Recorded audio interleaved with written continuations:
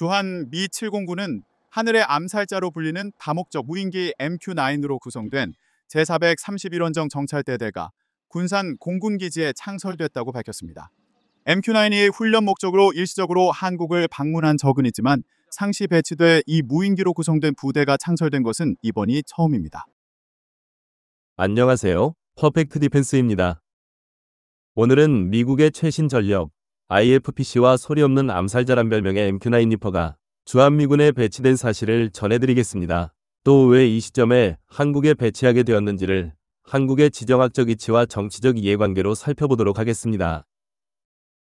미국은 경찰국가로 오랜 시간 세계의 질서를 확립하였고 막대한 군비 지출로 세계 최대의 군사 강국으로 자리 잡았으며 공산체제를 부정하고 민주주의 국가들의 맏형으로서 든든하고 강력한 동맹국이었습니다. 그러나 시간이 갈수록 미국의 정치 환경이 급변하게 되었고 동맹국보다는 자국의 이익이 최우선인 자국이기주의 상황으로 변하게 되었습니다. 그 결과 그동안의 민주국가 맏형으로서의 지혜가 아닌 동네에서 껌 좀 씹는 힘센 형님으로 변하고 있는 중입니다. 이것은 우리 한국에게도 그대로 적용 중입니다. 미국 정부는 때때로 한국의 방위비 분담 협상이나 관세 협상 국면에서 한국이 더 많이 부담하지 않으면 미군을 줄이거나 뺄 수도 있다는 신호를 보냅니다.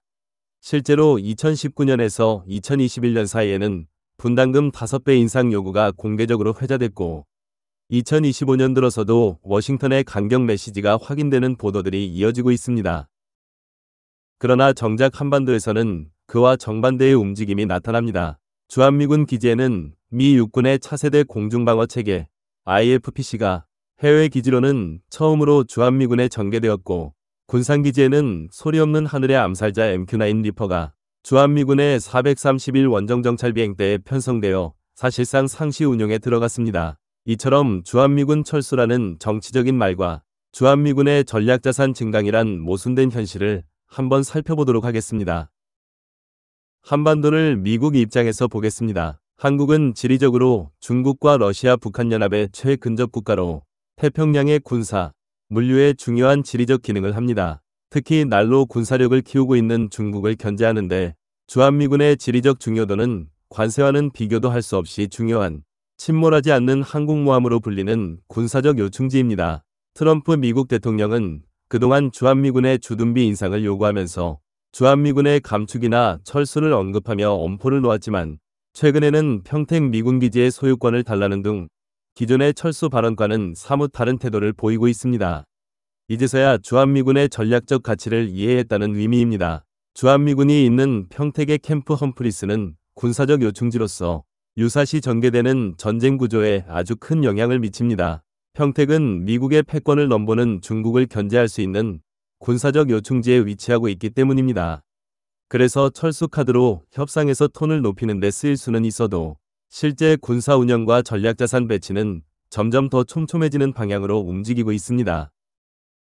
그럼 한국에 전개된 두 가지 전략자산을 살펴보도록 하겠습니다. 먼저 IFPC 이야기부터 해보겠습니다. IFPC는 쉽게 말해 패트리어트와 사드가 커버하지 못하는 저고도 근접 위협을 전담하는 기지 방공 요격 체계의 공백 메우기 역할을 합니다. 이름처럼 로켓, 포탄, 소형 군집 드론, 순항미사일을 360도로 막아내는 층을 추가해주는 장비입니다. 최근 공개된 사진과 기사에서 식별된 장비는 엔듀어링 쉴드 발사대로 미 육군이 IBCS 네트워크와 묶어 센티널 A3 레이더 등과 연동하는 구성입니다. 무엇보다 AIM-9X, 롱보우 헬파이어, 타미르 계열 등 다종 요격수단을 개방형 아키텍처로 통합 확장하는 설계가 특징입니다. 한마디로 가격 대비 요격 효율이 좋은 실전형 기지방패인 셈입니다. 이번 한국 전개는 해외 첫 실전 배치로 보도되었고 주한미군 핵심 기지의 저고도 위협에 직접 대응하기 위한 조치라는 점에서 상징성이 큽니다. 왜 이 체계가 지금 한국일까요? 이유는 분명합니다. 지난 몇 년간 북한은 장사정 방사포, 초대형 방사포, 저고도 침투형 순항미사일, 소형 자폭드론 등 기지 방어에 까다로운 무기를 지속적으로 배치해왔습니다.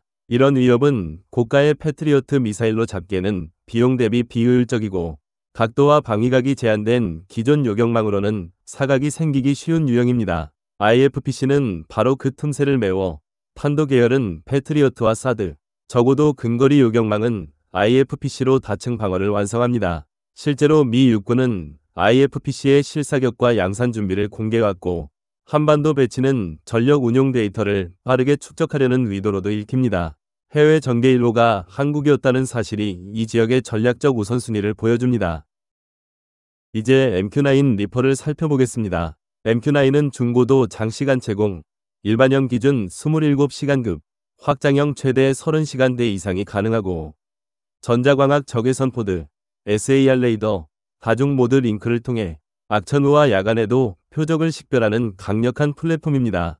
필요시 헬파이어 미사일과 정밀유도 폭탄으로 자체 타격까지 수행합니다. 미 공군 자료가 제시하는 수치는 순항속도 약 200에서 230노트, 상승고도 최대 5만 피트, 탑재 중량 약 1.7톤 수준입니다. 2025년 가을 군산기지에서 431 원정 정찰 비행대가 공식 편성되면서 한반도 상시 운용이 확인됐습니다. 이는 서해, 동해, 한반도 전역에 대한 24시간 감시, 정찰을 크게 강화하고 발사 징후 포착, 교전 결심, 정밀 타격으로 이어지는 킬체인 시간을 줄이는 효과를 가져옵니다.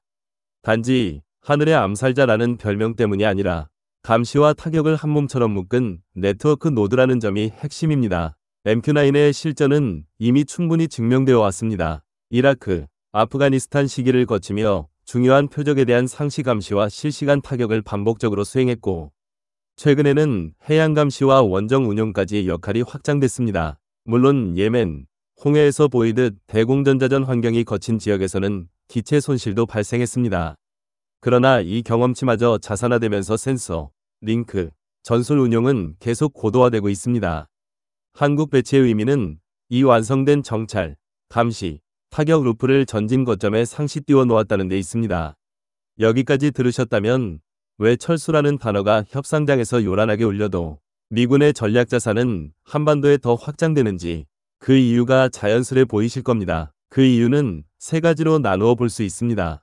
첫째, 평택 캠프 험프리스는 이미 미군 해외 최대 기지로 확장된 상태입니다. 활주로, 항공여단, 수송, 정비, 지휘시설이 한데 모인 이 거대 복합체는 말 그대로 전략적 요충지로 미군의 허브입니다. 둘째, 오산과 군산의 항공전투력과 부산 기항축은 항모전단과 즉시 연결되는 접안지 역할을 합니다. 셋째, 사드, 패트리어트, IFPC로 이어지는 다층 방공망은 항모전단의 방공호위에 해당하는 고정 거점형 방패를 형성합니다. 이 모든 층을 통합방공망으로 묶어 가장 알맞은 요격수단을 배정하는 구조까지 갖췄습니다. 불치망모라는 은유는 그래서 과장이 아닙니다.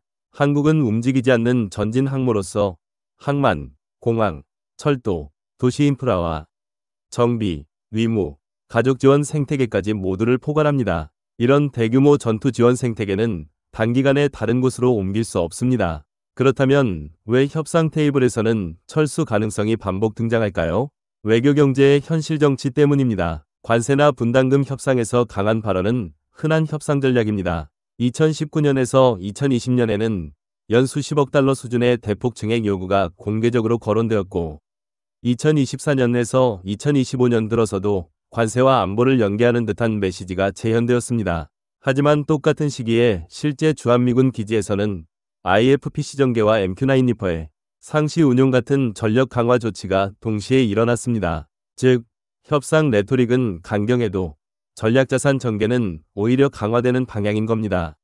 결국 철수는 협상의 언어이고 전략자산 증강은 현실의 언어입니다. 두 언어가 공존할 수 있는 이유는 간단합니다. 한국이라는 불치망모는 북중 러가 맞닿는 접경 전장에서 한미일 연합의 전진 노드이기 때문입니다. 군사적, 운영적 관점에서 철수할 수 없는 현실을 몇 가지로 정리하겠습니다. 첫째, 억제의 신뢰성입니다. 주한미군은 오늘 밤이라도 싸울 준비라는 슬로건으로 상시 전개를 유지합니다. 이를 한두 해 단위로 해체하고 재건하는 방식은 억제력의 연속성을 훼손합니다. 둘째, 기동선과 반응 시간입니다. MQ-9이 현지에 상시 대기하며 기상 악화 시에도 감시, 표적 유지가 가능하다는 건 발사 징후 포착부터 타격 결정까지 걸리는 시간을 분 단위로 줄이는 효과가 있습니다. 셋째, 경제성입니다. IFPC 같은 적어도 방어층이 없으면 저가의 드론이나 순항미사일에 고가의 요격체를 소모해야 하는 비용 역전이 발생합니다. 결국 IFPC, 패트리어트, 사드의 다층 최적화가 운용비 절감과 효과 극대화를 동시에 달성합니다. 넷째, 연합성입니다. 한국과 일본의 군기지, 미 항모전단, 잠수함, 원정해병대가 실시간 미사일 경보 공유로 묶이면서 한국은 정치 군사 물류의 교차점으로 기능합니다. 정리하겠습니다. 미국은 협상에서 주둔비 인상과 관세를 연계하는 강경한 언어를 사용할 수 있습니다. 과거 주한미군 주둔비 5배 인상 요구 논란과 2025년의 무역과 안보 연계 발언들이 그 전형입니다. 하지만 같은 시기 한반도에서 나타난 현실은 IFPC 해외 첫 전개, 군산 MQ-9의 상시 운용입니다. 이 둘은 패트리어트 사드와 맞물려 다층 방공 정밀 요격의 연속성을 만들고 캠프 험프리스, 오산, 군산, 부산으로 이어지는 미군의 허브는 불치망모라는 은유를 현실로 바꿉니다. 그래서 철수는 협상 카드일 수는 있어도 실제 군사 운영의 기본 방향은 더 많이 보고 더 촘촘히 맞고 더 빨리 결심하는 쪽으로 계속 나아갑니다. 이것이 주한미군을 쉽게 뺄 수 없는 현실이며 동시에 한반도의 지정학적 가치입니다. 오늘 영상 즐거우셨나요? 오늘은 여기서 마치겠습니다. 영상 시청 감사합니다.